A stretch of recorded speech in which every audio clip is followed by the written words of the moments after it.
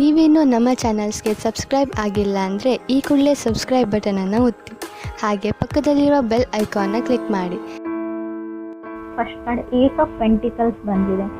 ಏಸ್ of ಪೆಂಟಿಕಲ್ಸ್ನ ನಾವು new beginnings ಅಂತ ಕರಿತೀವಿ, ಅಥವಾ ಪೆಂಟಿಕಲ್ಸ್ ಅಂದರೆ ಹಣ ಅಂತ ನಾನು ತುಂಬ ಸರ್ತಿ ಹೇಳಿದ್ದೀನಿ. ಡೌನ್ ಪೇಮೆಂಟ್, ಯಾವುದಾದ್ರೂ ಕಾರ್ ಅಥವಾ ವೆಹಿಕಲ್ ತೊಗೊಳೋಕ್ಕೆ ಡೌನ್ ಪೇಮೆಂಟ್, ಅಥವಾ ಯಾವುದಾದ್ರೂ ಸೈಟ್ ಇರ್ಬೋದು, ಅಪಾರ್ಟ್ಮೆಂಟ್ಸ್ ಇರ್ಬೋದು, ಆ ಥರ ಡೌನ್ ಪೇಮೆಂಟ್ ಮಾಡ್ತೀರಾ ಜಿಲಿ ಅಂತ ಹೇಳ್ತಾ ಇದೆ cards. Financial project, related to financial project ಅಂತ ಹೇಳ್ತೀವಿ ನಾವು. ಆನ್ಸರ್ಡ್ ಪ್ರೇಯರ್ಸ್ ಅಂತ, ನೀವು ಇಷ್ಟು ದಿನ ಏನು ದೇವ್ರ ಹತ್ರ ಪ್ರಾರ್ಥನೆ ಮಾಡ್ಕೊಳ್ತಾ ಇದ್ದೀರಿ, ಏನು ನಿಮ್ಮ ಕ್ವಶನ್ಸ್ ಇತ್ತು ದೇವ್ರ ಮುಂದೆ, ನೀವು ತುಂಬ ಕ್ವಶನ್ಸ್ನ ಕೇಳ್ತೀರಾ, ತುಂಬ ಕಷ್ಟಗಳನ್ನ ತೋಡ್ಕೊಳ್ತೀರಾ, ಯಾಕೆ ನನಗೆ ಇಷ್ಟು ಕಷ್ಟ, ಆ ಥರ ತುಂಬ ಕ್ವಶನ್ಸ್ ಇರುತ್ತೆ. ನಿಮ್ಮೆಲ್ಲ ಕ್ವಶನ್ಸ್ಗೂ ಉತ್ತರಗಳು ಈ ತಿಂಗಳು ನಿಮ್ಗೆ ಸಿಗುತ್ತೆ. ಬೈಯಿಂಗ್ ಆ್ಯಂಡ್ ಮೂವಿಂಗ್ ಅಂತ ಹೇಳ್ತಾ ಇದೆ. ಮೇ ಬಿ ನೀವು ಮನೆ ಶಿಫ್ಟ್ ಮಾಡ್ಬೋದು, ಹೊಸ ಮನೆ ತೊಗೊಳ್ಬೋದು, ಬಿಗ್ಗರ್ ಆ್ಯಂಡ್ ಬೆಟರ್ ಹೋಮ್ ಅಂತ ಕೂಡ ಕಾರ್ಡ್ ಹೇಳ್ತಾ ಇದೆ. ನಿಮ್ಮ ರಿಲೇಷನ್ಶಿಪ್ಪು ಮನಿ ಜೊತೆ ತುಂಬ ಚೆನ್ನಾಗಿರುತ್ತೆ ಅಂತ ಪೆಂಟಿಕಲ್ಸ್ ಹೇಳುತ್ತೆ. ಸೊ ಯಾವಾಗಲೂ ಅಷ್ಟೇ, ಹಣನ ನಾವು ಹೇಗೆ ಟ್ರೀಟ್ ಮಾಡ್ತೀವಿ ಅದೇ ಥರ ಹಣ ನಮಗೆ ಟ್ರೀಟ್ ಬ್ಯಾಕ್ ಮಾಡುತ್ತೆ ಅಂತ ಹೇಳ್ತೀವಿ. ಅದಕ್ಕೆ ನಾವು ಜಾಸ್ತಿ ವ್ಯಾಲ್ಯೂ ಕೊಟ್ಟಿಲ್ಲ ಅಂದರೆ ಅದು ಕೂಡ ನಮ್ಗೆ ವ್ಯಾಲ್ಯೂ ಕೊಡೋಲ್ಲ. ಸೊ ಸ್ವಲ್ಪ ಹಣದ ಬಗ್ಗೆ ಅಲಕ್ಷ್ಯ ಮಾಡಬೇಡಿ ಅಂತ ಹೇಳುತ್ತೆ. ಸೆಕೆಂಡ್ ಕಾರ್ಡ್ ನನಗೆ 6 ಆಫ್ ಸೋರ್ಡ್ಸ್ ಬಂದಿದೆ. ಸೊ 6 ಆಫ್ ಸೋರ್ಡ್ಸ್ನ ನಾವು ಫ್ಯಾಮಿಲಿ ಕಾರ್ಡ್ ಅಂತ ಹೇಳ್ತೀವಿ, ಕಿಡ್ಸ್ ಅಂತ ಹೇಳ್ತೀವಿ. ಸೊ ಸ್ಟಾರ್ಟಿಂಗ್ ಫ್ರಮ್ ಸ್ಕ್ರ್ಯಾಚ್ ಅಂತ ಹೇಳ್ತೀವಿ. ರಿಲೋಕೇಟ್ ಆಗ್ತೀರಾ ನಿಮ್ಮ ಪಾರ್ಟ್ನರ್ಸ್ ಜೊತೆ, ನಿಮ್ಮ ಲೈಫ್ ಚೇಂಜ್ ಮಾಡ್ಕೊಳ್ತೀರಾ, ಲೈಫ್ ಸ್ಟೈಲ್ ಚೇಂಜ್ ಆಗುತ್ತೆ. ಬಿಕಾಸ್ ಆಫ್ ನೀವು ಬೇರೆ ಸ್ಟೇಟಿಗೆ ಟ್ರಾವೆಲ್ ಮಾಡ್ತಾ ಇದ್ದೀರಾ, ಅಥವಾ ಫಾರಿನ್ ಲ್ಯಾಂಡ್ಗೆ ಟ್ರಾವೆಲ್ ಮಾಡೋ ಪ್ಲ್ಯಾನ್ಸ್ ಇದೆ ನಿಮಗೆ, ಅಥವಾ ಫಾರಿನ್ ಲ್ಯಾಂಡಿಂದ ನೀವು ಮದುವೆಗೆ ಟ್ರೈ ಮಾಡ್ತಾ ಇದ್ದಾರೆ. 6 ಆಫ್ ಸೋರ್ಡ್ಸ್, ಫಾರಿನ್ ಲ್ಯಾಂಡಿಂದ ನಿಮಗೆ ಆಫರ್ಸ್ ಬರೋ, ಇನ್ವಿಟೇಷನ್ಸ್ ಬರೋ ಚಾನ್ಸಸ್ ಇದೆ. ಮದುವೆಗೋಸ್ಕರ ವೆಯ್ಟ್ ಮಾಡ್ತಾ ಇದ್ದಾರೆ ಇವ್ರಿಗೆ. ಅಥವಾ ಫಾರಿನ್ ಲ್ಯಾಂಡಿಂದ ಅಥವಾ ಬೇರೆ ಸ್ಟೇಟಿಂದ ಮೆಸೇಜು ಅಥವಾ ಟೆಕ್ಸ್ಟು ಸೊ ನಿಮ್ಗೆ ಡೈಲಿ ಬರುತ್ತೆ ಅಂತ ಕೂಡ ಕಾರ್ಡ್ ಹೇಳ್ತಾ ಇದೆ. ಥರ್ಡ್ ಕಾರ್ಡ್ ನನಗೆ 2 ಆಫ್ ಸೋರ್ಡ್ಸ್ ಬಂದಿದೆ. ತುಂಬ ಕ್ರಾಸ್ ರೋಡ್ಸ್ ಅಂದರೆ ತುಂಬ ಕಷ್ಟಗಳು, ತುಂಬ ಕಷ್ಟದ ದಾರಿಯಿಂದ ನಡೆದು ಬಂದಿದ್ದೀರಾ ಇಲ್ಲಿವರೆಗೂ. ಇವಾಗ ಹೇಗೆ ನನ್ನ ಲೈಫ್ನ ಚೇಂಜ್ ಮಾಡ್ಕೊಳ್ಳಿ ಅಂತ ಕೆಲವರು ಯೋಚನೆ ಮಾಡ್ತಾ ಇದ್ದಾರೆ. ಅನ್ಸರ್ಟನಿಟಿ ಇನ್ನೂ ಇದೆ ಲೈಫಲ್ಲಿ, ಯಾವುದು ದೃಢವಾಗಿಲ್ಲ ಅಂತ ನಿಮಗೆ ಅನ್ನಿಸ್ತಾ ಇದೆ. ಆವಾಗ ನೀವೇನು ಮಾಡ್ತೀರಾ, ಸೊ ಯಾವುದಾದ್ರೂ ಬೇರೆ ಊರಿಗೆ ಅಥವಾ ಬೇರೆ ಜಾಗಕ್ಕೆ, ಬೇರೆ ಮನೆಗೆ ಶಿಫ್ಟ್ ಆದರೆ ನನ್ನ ಲೈಫ್ ಚೇಂಜ್ ಆಗುತ್ತಾ ಅಂತ. ಸೊ ಆ ಥರ ಯೋಚನೆ ಮಾಡಿಬಿಟ್ಟು ನಿಮ್ಮ ಬ್ಯಾಗ್ನ ಪ್ಯಾಕ್ ಮಾಡಿಕೊಂಡು ಬೇರೆ ಕಡೆ ಹೋಗ್ತೀರಾ. ಸೊ ಅಲ್ಲಿ ಹೋದ್ಮೇಲೂ ಕೂಡ ನಿಮಗೆ ಸ್ವಲ್ಪ ದಿನ ಅನ್ಸರ್ಟನಿಟಿ ಫೀಲ್ ಆಗುತ್ತೆ, ಅಥವಾ ನಿಮ್ಮ ಮನೆಯವರಿಂದ ಅಥವಾ ನಿಮ್ಮ ವೈಫಿಂದ, ಹಸ್ಬೆಂಡಿಂದ, ನಿಮ್ಮ ಫ್ಯಾಮ್ಲಿಯಿಂದ ಸ್ವಲ್ಪ ದಿನದ ಮಟ್ಟಿಗೆ ನೀವು ದೂರ ಇರಬೇಕಾಗುತ್ತೆ ಅಂತ ಕೂಡ ಕಾರ್ಡ್ ಹೇಳುತ್ತೆ. ಫೋರ್ತ್ ಕಾರ್ಡ್ ನನಗೆ ವೀಲ್ ಆಫ್ ಫಾರ್ಚೂನ್ ಬಂದಿದೆ. ಸೊ ನೀವು ಡಿಸೈಡ್ ಮಾಡಿದ್ದೀರಾ, ಸೊ ನಿಮ್ಮ ಡ್ರೀಮ್ಸ್ ಕಡೆಗೆ ಹೋಗಬೇಕು ಅಂತ. ಬಟ್ ನಿಮಗೆ ನಿಮ್ಮ ಡ್ರೀಮ್ಸ್ ಮೇಲೆ ಭರವಸೆ ಇಲ್ಲ, ಸೊ ನಿಜ ಆಗುತ್ತೋ ಇಲ್ವೋ ಅಂತ, ಅದ್ರ ಮೇಲೆ ಫೇತ್ ಇಲ್ಲ ನಿಮಗೆ ಅಂತ ಹೇಳ್ಬೋದು. ಸೊ ಬಟ್ ನೀವು ಫ್ರೀ ವೀಲ್ ಇದ್ದೀರಾ, ಯಾವುದಾದ್ರೂ ಡಿಸಿಷನ್ನ ತೊಗೊಳ್ಬೋದು. ಸೊ ಅದೇ ಡಿಸಿಷನ್ ಅಂತ ಅಲ್ಲ, ಲೈಫ್ ಸೆಕ್ಯೂರಿಟಿ ನೋಡ್ಕೊಳ್ಳ ಅಥವಾ ನನ್ನ ಡ್ರೀಮ್ಸ್ ನೋಡ್ಕೊಳ್ಳ ಅಂತ ಅನ್ನಿಸ್ಬೋದು. ಒಂದು ಕನೆಕ್ಷನಲ್ಲಿ ನಿಮಗೆ ಇಬ್ಬರು ಆಪ್ಷನ್ಸ್ ಬರುತ್ತೆ ಅಥವಾ ಆಲ್ರೆಡಿ ಇದ್ದಾರೆ ಲೈಫಲ್ಲಿ. ಸೊ ಈ ಕಡೆ ನಿಮಗೆ ಡ್ರೀಮ್ಸ್ ಮ್ಯಾನ್ ಆರ್ ಗರ್ಲ್ ಇದ್ದಾರೆ, ಈ ಕಡೆ ನಿಮ್ಮ ಲೈಫ್ ಸೆಕ್ಯೂರಿಟಿ ಆ್ಯಂಡ್ ವಿಸ್ಡಮ್ ಇದೆ. ಯಾವುದನ್ನು ಚೂಸ್ ಮಾಡ್ಕೊಳ್ಳಿ ಅನ್ನೋ ಕನ್ಫ್ಯೂಷನ್ಸ್ ಇದೆ. ಬಟ್ ನಿಮಗೆ ದೇವರ ಹತ್ರ ಪ್ರೇಯರ್ಸ್ ಮಾಡ್ಕೊಳ್ಳಿ. ನಿಮಗೆ ಗೊತ್ತು, ಯಾವುದಾದ್ರೂ ಒಂದು ರೂಪದಲ್ಲಿ ಇಂಡಿಕೇಶನ್ಸ್ನ ಯಾವಾಗಲೂ ದೇವರು ನಿಮಗೆ ತೋರಿಸಿದ್ದಾನೆ, ಇನ್ನು ಮುಂದೆನೂ ತೋರಿಸ್ತಾನೆ ಅಂತ ಕೂಡ ಕಾರ್ಡ್ಸೇ ಹೇಳ್ತಾ ಇದೆ. 5th ಕಾರ್ಡ್ ಕ್ಯಾರೆಟ್ ಕಾರ್ಡ್ ಬಂದಿದೆ. ಫಾರ್ವರ್ಡ್ ಮೂವಿಂಗ್ ಅಂತ ಹೇಳ್ತೀವಿ, ಎಲ್ಲೂ ನಿಂತ್ಕೊಳ್ಳಲ್ಲ. ಕ್ಯಾರೆಟ್ ಕಾರ್ಡ್ ಬಂದರೆ ಒಂದು ವೆಹಿಕಲ್ ತೊಗೊಳ್ತೀರಾ, ಇಲ್ಲ 7th ಹೌಸ್ನ ನೋಡೋದಾದರೆ ನಾನು ತುಂಬ ಎಮೋಷ್ನಲ್ ಇದ್ದರೂ ಕ್ಯಾರೆಟ್ ಕಾರ್ಡ್ ಬರುತ್ತೆ. ಎಮೋಷ್ನಲ್ ಇನ್ ಕನೆಕ್ಷನ್, ತುಂಬ ಜಗಳಗಳಾಗುತ್ತೆ, ಆರ್ಗ್ಯುಮೆಂಟ್ ಆಗುತ್ತೆ, ಮತ್ತೆ ಪ್ಯಾಚಪ್ ಆಗ್ತೀರಾ. ಏನೋ ಗೊತ್ತಿಲ್ಲ, ಅವ್ರ ಜೊತೆ ಇದ್ದರೆ ನಿಮಗೆ ಯಾವುದೇ ಲಾಭ ಇಲ್ಲ, ಏನೂ ಇಲ್ಲ, ಅಲ್ಲಿ ನೀವೇ ಎಮೋಷ್ನಲಿ ಡ್ರೈನ್ ಆಗ್ತೀರ. ಬಟ್ ಅವ್ರನ್ನ ಬಿಟ್ಟಿರೋ ಶಕ್ತಿ ನಿಮಗಿಲ್ಲ. ಏನೇ ಆಗಲಿ ಅವ್ರ ಜೊತೆನೇ ಇರಬೇಕು ಅಂತ ಅಂದ್ಕೊಳ್ತೀರೋ. ಬಟ್ ಈಗೋ ಪ್ರಾಬ್ಲಮ್, ಸಡನ್ನಾಗಿ ಸಣ್ಣ ಪುಟ್ಟ ವಿಷಯಕ್ಕೆ ಜಗಳ ಆಡ್ಬಿಟ್ಟು ಎಲ್ಲಿಗೋ ಹೋಗ್ಬಿಡುತ್ತೆ ಅಂತ ಕೂಡ ಕಾರ್ಡ್ ಹೇಳ್ತಾ ಇದೆ. ಆದಷ್ಟು ಜಗಳ ಆಡದೇ ಇರೋಂಗೆ ನೀವು ಕಾಪಾಡ್ಕೊಂಡ್ರೆ ನಿಮ್ಮ ರಿಲೇಷನ್ಶಿಪ್ ಗಟ್ಟಿಯಾಗಿರುತ್ತೆ ಅಂತ ಕಾರ್ಡ್ ಹೇಳುತ್ತೆ. 6th ಕಾರ್ಡ್ ನನಗೆ ಕ್ವೀನ್ ಆಫ್ ಪೆಂಟಿಕಲ್ಸ್ ಬಂದಿದೆ. Queen of pentacles stability. So like real estate ವ್ಯವಹಾರ ಮಾಡ್ಬೋದು, ನೀವು ಏನಾದರೂ ತೊಗೊಳ್ಬೋದು ಅಂತ ನಾನು ಮುಂಚೆನೇ ಹೇಳಿದ್ದೀನಿ ಫಸ್ಟ್ ಕಾರ್ಡಲ್ಲಿ, ಏಸ್ ಆಫ್ ಪೆಂಟಿಕಲ್ಸಲ್ಲಿ.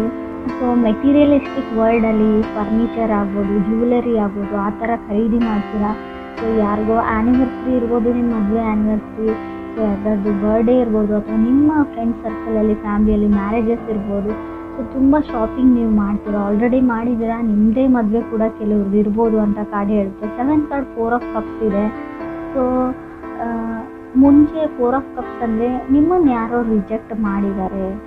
ಇವಾಗ ಏನಂದರೆ ಅವ್ರು ನಿಮಗೆ ಎಂಟರ್ಟೈನ್ ಮಾಡ್ತಾ ಇದ್ದಾರೆ. ಯಾವ ಥರ ಅಂದರೆ ನಿಮ್ಮ ಜೊತೆ ಕಮ್ಯುನಿಕೇಟ್ ಮಾಡೋಕ್ಕೆ ಟ್ರೈ ಮಾಡ್ತಾ ಇದ್ದಾರೆ. ಸೊ ಏನಿದೆ ಅವ್ರ ಮನಸ್ಸಲ್ಲಿ ಅಂತ ಗೊತ್ತಾಗ್ತಾ ಇಲ್ಲ. ಆಲ್ರೆಡಿ ನಿಮಗೆ ನೋ ಹೇಳಿದ್ದಾರೆ, ಆದರೂ ಕೂಡ ಏನೋ ಮುಂಚೆ ಅವರು ನೋ ಹೇಳಿಬಿಟ್ಟು ನಿಮ್ಮ ಜೊತೆ ಕಮ್ಯುನಿಕೇಷನ್ ಸ್ಟಾಪ್ ಮಾಡ್ಕೊಂಡ್ಬಿಟ್ಟು ದೆ ವೆಂಟ್ ಕೋಲ್ಡ್ ಅಂತ ಹೇಳ್ತಾ ಇದೆ. ಸೊ ಬಟ್ ಇವಾಗ ಅವ್ರು ನಿಮ್ಮನ್ನು ಎಂಟರ್ಟೈನ್ ಮಾಡ್ತಾ ಇದ್ದಾರೆ. ಯಾಕಂದರೆ 8 ಕಾರ್ಡ್ 3 ಆಫ್ ಕಪ್ಸ್ ಬಂದಿದೆ. ಸೊ ನಿಮ್ಗೆ ಅನಿಸುತ್ತೆ ಅವ್ರು ನನ್ನ ಜೊತೆನೇ ಈ ಥರ ನಡ್ಕೊಳ್ತಾರ ಅಥವಾ ಬೇರೆ ಎಲ್ಲರ ಜೊತೆನೂ ಈ ಥರನೇ ಇರ್ತಾರ ಫ್ರೆಂಡ್ಲಿ ಅಂತ ಕನ್ಫ್ಯೂಷನ್ಸಲ್ಲಿ ಇರ್ತೀರಾ. ಆ ಥರ ವ್ಯಕ್ತಿ, ಸೊ ಮುಂಚೆ ರಿಜೆಕ್ಟ್ ಮಾಡಿರೋ ವ್ಯಕ್ತಿ ನಿಮಗೆ ಕಮ್ಯುನಿಕೇಟ್ ಮಾಡ್ತಾರೆ ಅಂತ ಕೂಡ ಕಾರ್ಡ್ ಹೇಳ್ತಾ ಇದೆ. 9th ಕಾರ್ಡ್ ನನಗೆ ನೈಟ್ ಆಫ್ ವಾಂಡ್ಸ್ ಬಂದಿದೆ. ಮೇ ಬಿ ನಿಮಗೆ ಅವರಿಂದ ರಿಜೆಕ್ಟ್ ಮಾಡಿರೋ ವ್ಯಕ್ತಿಯಿಂದ ಅಥವಾ ಅದರ್ ಪರ್ಸನ್ನಿಂದ ತುಂಬ ದಿನ ಆಯಿತು ಯಾವುದೇ ಮೆಸೇಜ್, ಕಾಲ್, ಟೆಕ್ಸ್ಟ್ ಬಂದಿಲ್ಲ. ಸೊ ಒಂದು ಮೆಸೇಜ್ ಬರಲಿ, ಕಾಲ್ ಬರಲಿ. ಸೊ ಆಲ್ರೆಡಿ ಅರ್ಧ ಮೆಸೇಜ್ನ ಟೈಪ್ ಮಾಡಿಬಿಟ್ಟು ಡಿಲೀಟ್ ಮಾಡ್ತೀರಾ, ನೀವು ಸೆಂಡ್ ಮಾಡಲ್ಲ.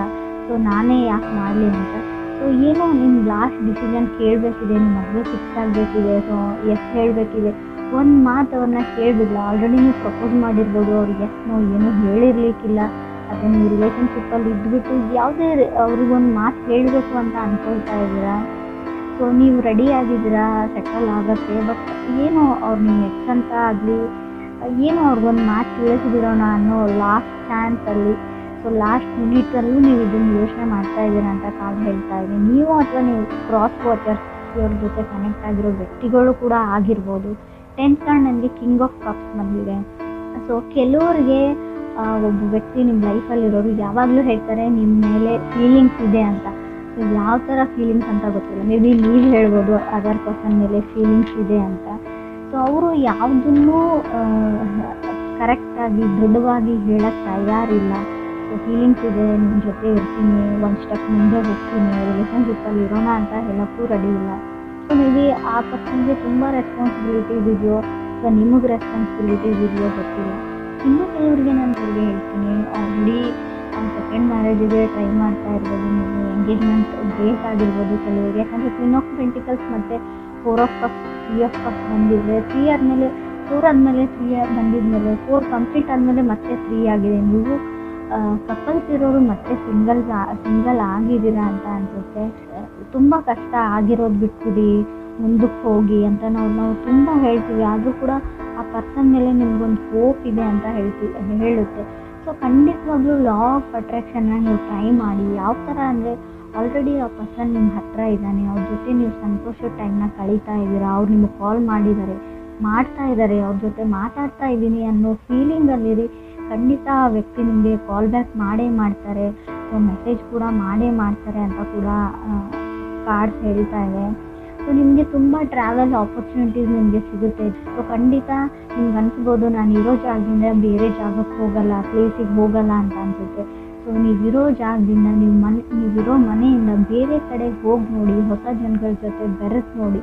ನಿಮಗೇನೋ ಹೊಸ ಆಪರ್ಚುನಿಟಿ, ಹೊಸ ಒಂದು ಬಾಗಿಲು ಓಪನ್ ಆಗುತ್ತೆ. ನಿಮ್ಮ ಲೈಫ್ ಹಿಂಗೂ ಇದೆಯಾ, ಇದೇ ಥರನೂ ಇರ್ತಾರ ಜನ ಅನ್ನೋ ಎಕ್ಸ್ಪೀರಿಯೆನ್ಸು ನೀವು ಮಾಡ್ತೀರಾ. ತುಂಬ ಮೂಡಿ ಆಗಿಬಿಡಿ.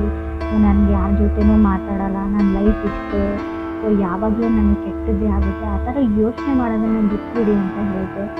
ಆದಷ್ಟು ಹಣನ ಸೇವ್ ಮಾಡಿ ಅಂತ ಹೇಳ್ತೀನಿ. ಲವ್ಲೆಸ್ ರೀಡಿಂಗ್ ಆಗಿರ್ಬೋದು, ಬಟ್ ನನ್ನ ರೀಡಿಂಗಲ್ಲಿ ಏನು ಬರುತ್ತೆ ಅದನ್ನು ಹೇಳ್ತೀನಿ.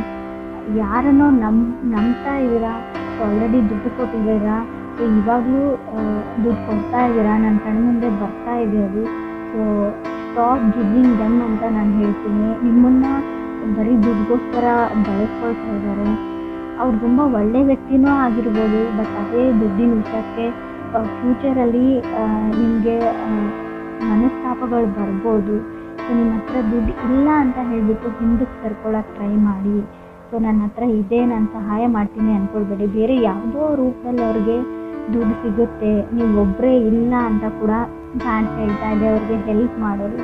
ಸೊ ಬಿ ಕೇರ್ಫುಲ್ ಅಂತ ಹೇಳ್ತೀನಿ. ಟ್ರಾವೆಲ್ ಮಾಡೋರ್ಗು, ಸಿಂಗಲ್ ಆಗಿ ವೆಹಿಕಲ್ಸ್ ಡ್ರೈವ್ ಮಾಡೋರ್ಗು ಸ್ವಲ್ಪ ಕೇರ್ಫುಲ್ ಆಗಿರಿ.